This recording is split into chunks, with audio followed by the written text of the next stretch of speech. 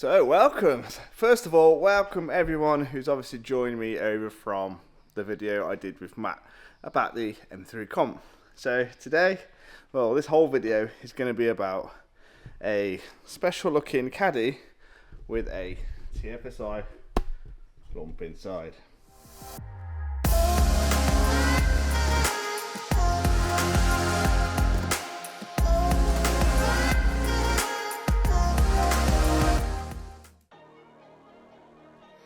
Right then, so let's get to it. First of all, we need to check out everything on the vehicle to make sure that we're not going to run into any stumbling blocks when it comes to the dyno session. So checking the exhaust, the fuel pipes, check for any leaks, any obvious leaks from the intake system and stuff like that basically.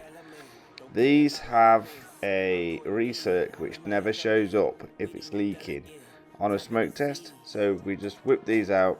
There's 3 bolts which aren't too bad to get out on the KO4, and as you can see Fabian's whipping this one out currently, so we just whip out those 3 bolts, pull it out and just inspect to make sure the seal's okay. Now this one's got the Go Faster Bits adapter plate between the actual OEM recirc and the KO4 one, so it looked okay. Next we whip off the intake. This one's got a ram air filter with a ram air intake, and we just pop in the smoke machine just to make sure that everything is sealed on the system before we start, because sometimes it's really hard to find any leaks or anything else. So the smoke machine pressurizes the system, pumps smoke around it, and any leaks will leak smoke out of that leak so we can find it quickly and sort it out before we start. As you can see, that one was pressurizing. Now the filter on this one was absolutely battered, so we did recommend a new filter. So now that's all done, we'll take it over to the dyno and we'll start.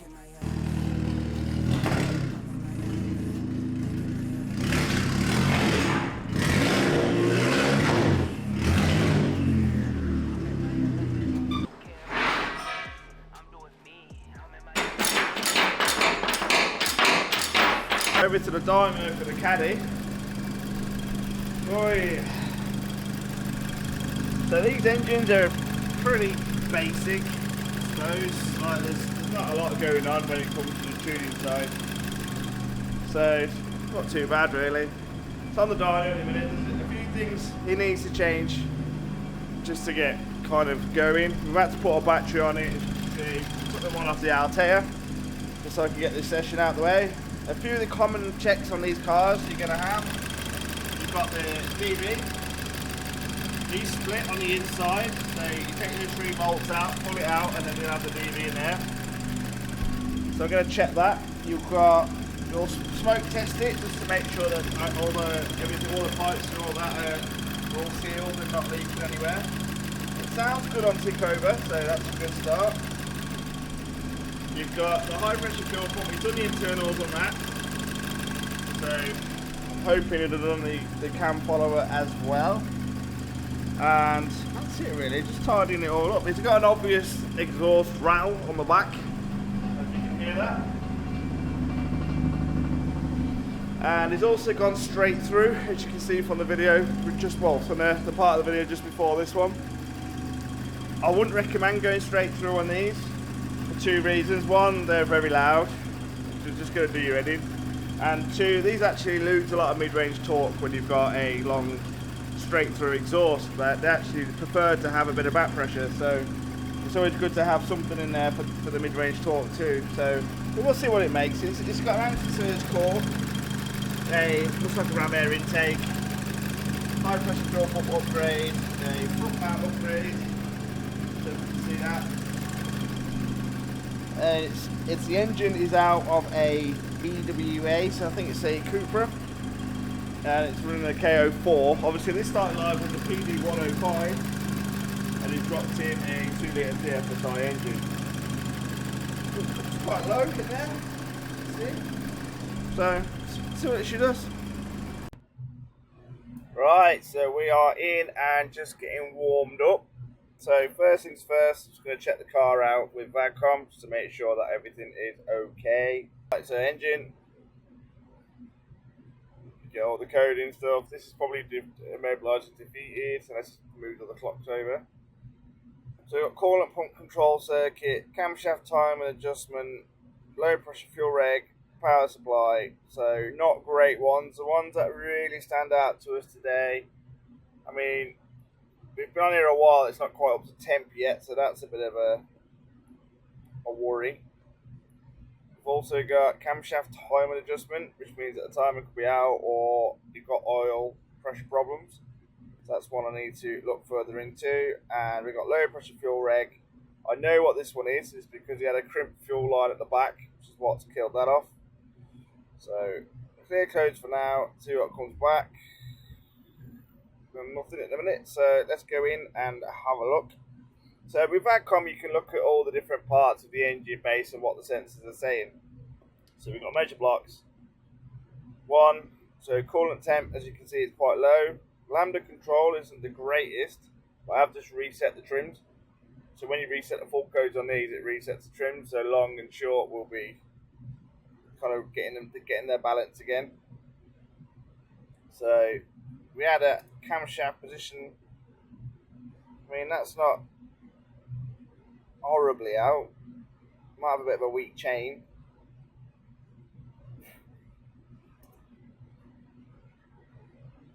It's not great, but it's not terrible. Should be okay with that. I mean, if these are major out, so if your adjustment intake bank is, let's say, like 35 or 20 or something like that, and that's 28 latched, that means it's not latching, which means the timing's probably out. So that's always one to look for. You normally find it's when people have had the cam belt done and the chain done, it's really laggy on the pull, which is a good sign that the actual timing is out. Not many people get that right. So the lambda's come back in now. Phase position is -1. Got 25 degrees intake air temp, which is pretty good considering the room is currently at 19. I've left the fan on for a bit to cool the room now. So the mass working, which is good. Injection timing, that's how long the injectors are staying open to make that lambda. These injectors are GDI, so they're inside the engine, so you get a few bonuses of that. You get better cylinder cooling because obviously the injectors are inside the engine, so when you spray the fuel, you get better cylinder cooling. You can run them a little bit leaner because you've got the better cooling, so you actually make a little bit more torque, which is what these engines are really good for. And just better all around. The only downsides really are because you're not running the port injectors, that port gets like clumped up with a lot of crap when the valves are opening to let the air in. You get a bit of bypass from the stuff coming out, which like fills up the intake valves with horrible black sludge, carbon, and it's hard to get rid of.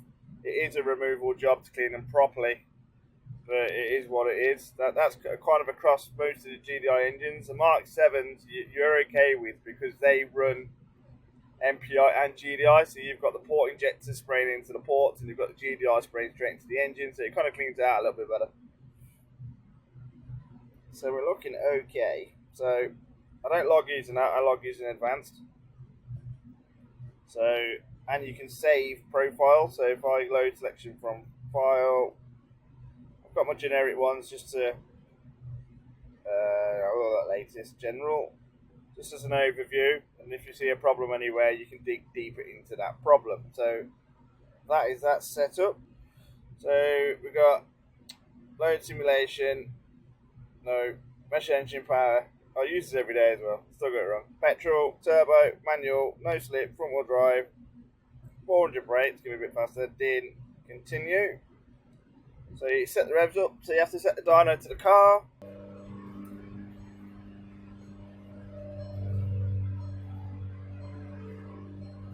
So that's the setup.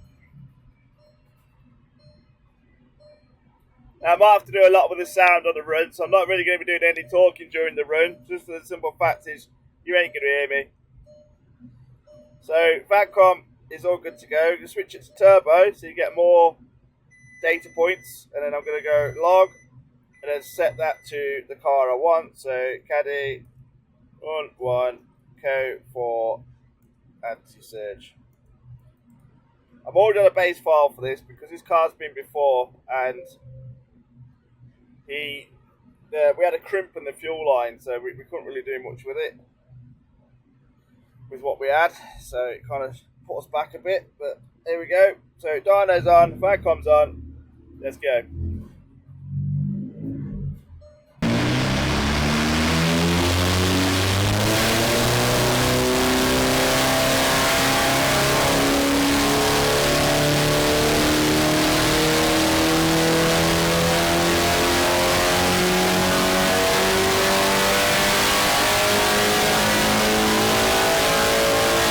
So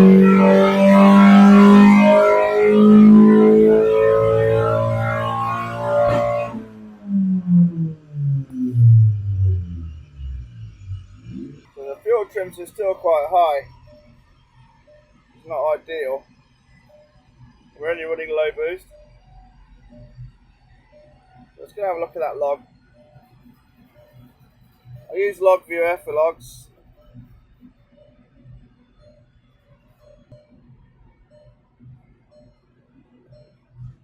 So that was the run. And we're at 272 brake. I'll just show you that. Yeah. There we go. So we're at 272 brake, 348 newton meters. So now I'm going to switch this to foot pound because I prefer foot pound. So 268 and 257. So quite low at the minute.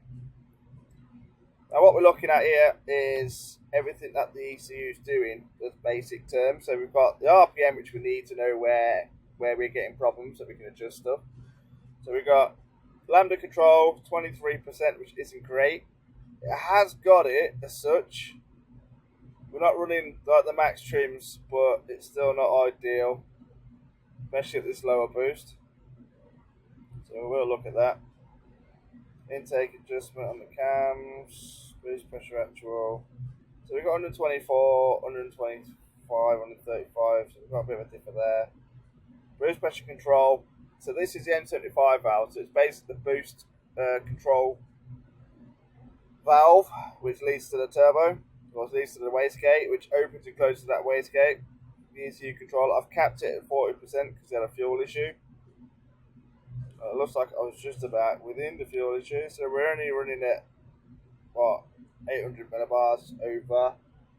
So the room is at 987, so yeah, just over 800, 900 millibar boost.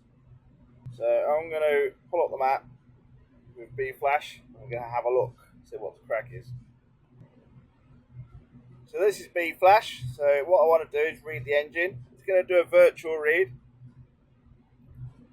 So I don't need to turn the car off just yet. That's all your information. That's what your ECU says it is, which is what I want. So Caddy stock. I'm just going to chuck out a stock read because it's a virtual. So basically IDs, pulls off a server, chucks out the file, and that's it done. So that took what? 6 seconds. That's what we like. So let's open WinOLS.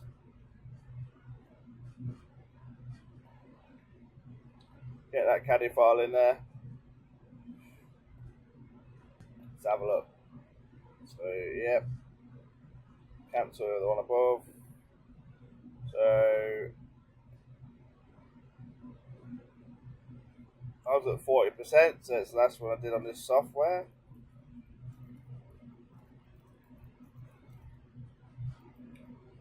It's not really my base, it's just I'm already out on the injectors. Fuel pump is already pumping.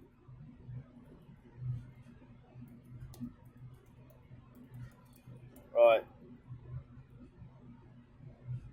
So we've still got a bit of a fuel issue going on. These are your intake flaps. So when you remove those intake flaps on their manifold, that's the maps to delete them. Load. Got wastegate duty cycle. This is the wastegate. How and when I want it open. To control the boost, that's boost request. I am going to build these out because they're part of the safety function, but for just base tuning and just setting things up. I like to have nothing interfere, and then you set them up when you're finished. There's a bit of pops and bangs, optimal ignition torque, and that's about it. So I can add a bit of fuel on the MAF if I want. Probably will. So this is basically what a map looks like. So a map is a bunch of maps. So it's a read off the ECU. So the ECU controls the engine base and all the sensors. So the map you get that you work from is full of other loads of other little maps, which have got a bunch of axes attached to them and single bytes and all that kind of stuff.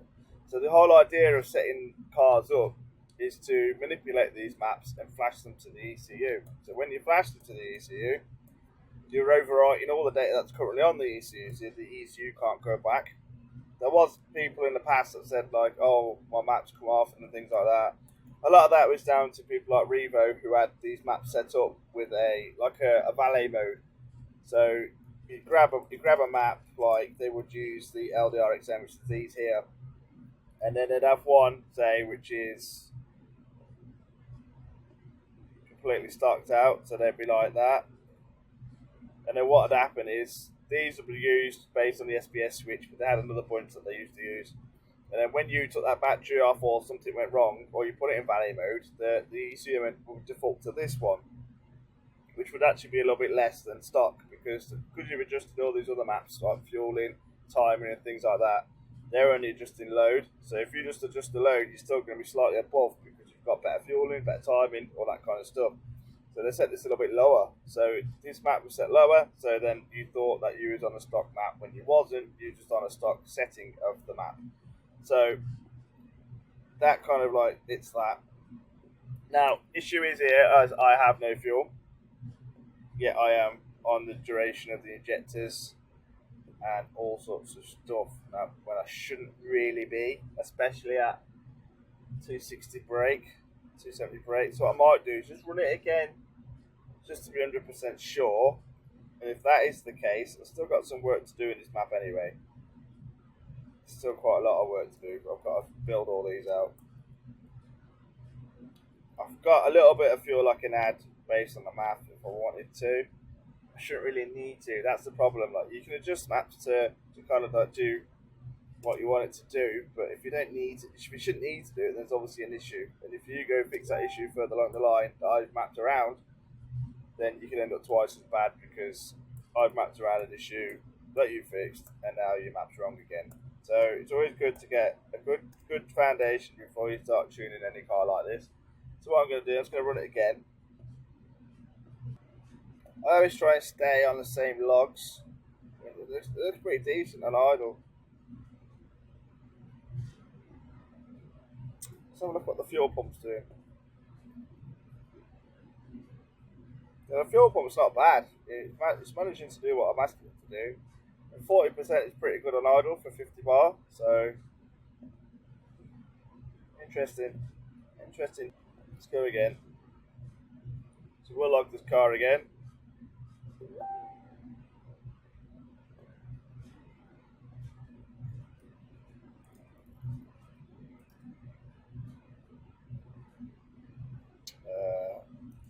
We'll watch. I mean, I might set the logs up to look at just the fuel side of it, because that's kind of the bit that's killing me off at the minute.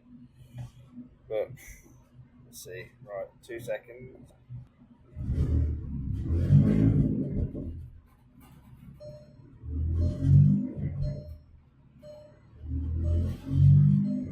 So I'm watching that there, really.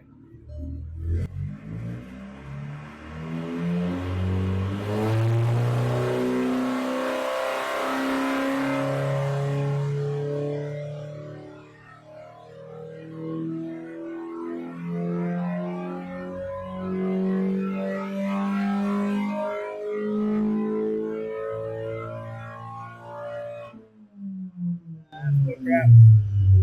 Woo, she's loud. Not good, that. What we'll do, stop, come close, come back.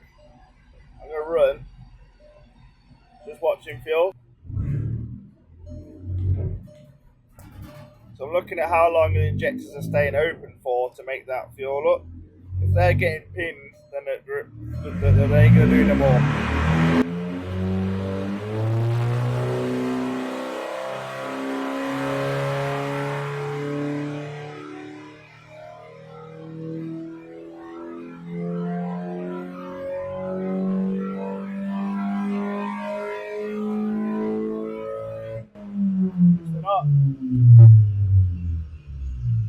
Yeah, might just because I'm on like a low base.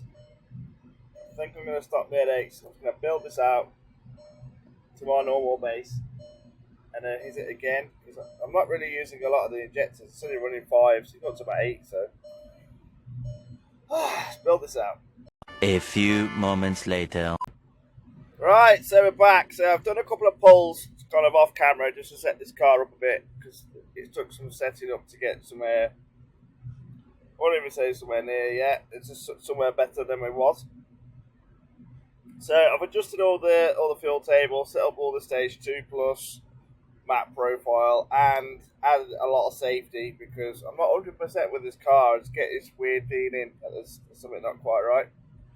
So just going to give it a run now. Dyno set up. Logs are set up, kind of. Right, so turbo's on. Log. So I am watching those fuel trims still. They just don't sit right. And also the injection timing. See how we do.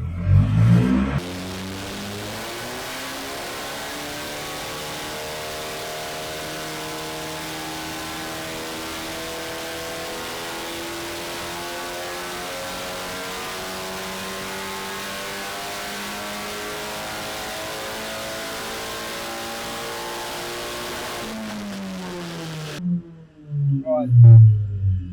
Looking better. Trims are okay. Control valve I had to set to about 75%, 76%. I'm going to stop that and have a look. We're getting a lot more boost now.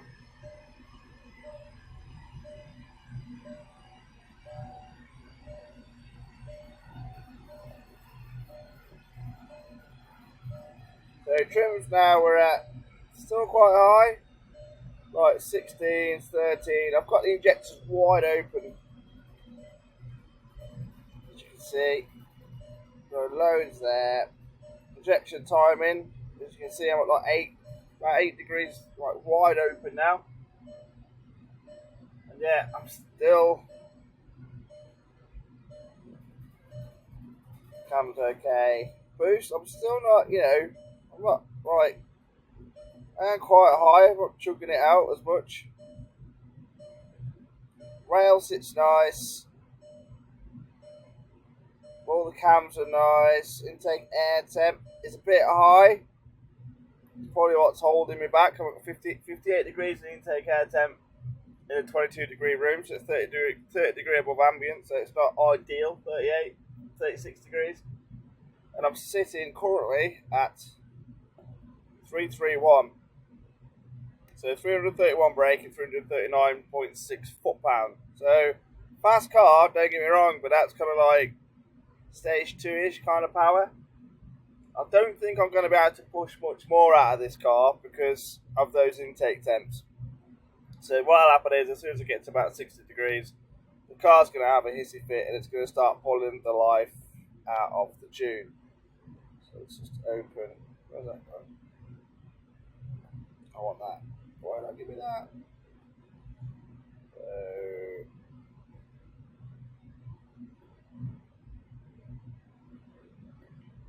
Ignition timing, I forgot to look at. Just come into my head. So my ignition timing is 15 degrees. Not bad. Like, I mean, it's kind of doing everything it should be doing, but less power. But those intake temps are rising. Boost profile looks nice. All that, everything else just looks really nice. It's literally just those intake air temps. Now, for me to see around what, I mean, it's got the anti-surge core, so I can just throw it in. I don't have to like tape it around a bit. So I'm probably gonna leave it there for now. I'm gonna tell the guy to fit a better cooler, because I'm not 100% because it's got a rad. It's like the rad pack. I can't see which cooler it's got without getting to it, because it's so tight in there at the front. You can't quite see. But you're better off with a welly cooler on these, because they sandwich them all in. So you get like a coolant rad, where you have your aircon rad, which this will probably have. Then you've got your intercooler. Then you've got your radiators, like a rad pack, or like based on 3. You're better off moving the cooler to the front if you want to run better temperatures, especially in the summer months. Winter, not so bad, but summer, it's not ideal to run it like that. So at this point, I'm happy with that. I have got more time and I can use up top if I can get the boost up there, based on, obviously, those intake air temps. So I'm happy with that. I'm going to call it there. Yep. Yeah, I'm happy with that. I'm going to call it there to today. So we're held back by hardware, which is like 9 times out of 10 the problem. You're either going to have an issue, or you're going to have hardware that holds you back. In this case, we've got hardware that's holding us back. So 331 at 339.6 foot-pound. Repeatable as well. Run a couple of runs and it's pretty much in the same position. So I'm happy with that. I mean, for a van, that's fast, but it's not quite there yet. I still need little bits that are just bugging me that need to be refined. Change the hardware a bit, go again. So there might be a part 2 on this car, depending on what the customer wants. But at the moment, I'm happy with that. From the van he's given me, it's okay. It'll do. It's doing everything it can. So, nice. Thanks guys, I kind of enjoyed that one. Put up a bit of a fight. So, that's kind of it for this video. I am looking for new cars to work on. So if you either own a car or know someone who owns a car that is looking for a tune, might be worth giving me a shout on my website. There's like a link on there that you can drop onto. I think it's under YouTube. Go on there, you can have a look, and then you can get on the dyno with me. Maybe meet Matt if he's here, and get some power out of the car. Doesn't have to be any specific car, but you know, it's just something I can play with, because it's quite hard to get like the technical side of these videos and make it fun. Like there's a fine balance, so I am still trying, and I keep on trying until we get it right. So I hope you have a lovely night. Like, subscribe if you like the video, and I'll see you in the next one.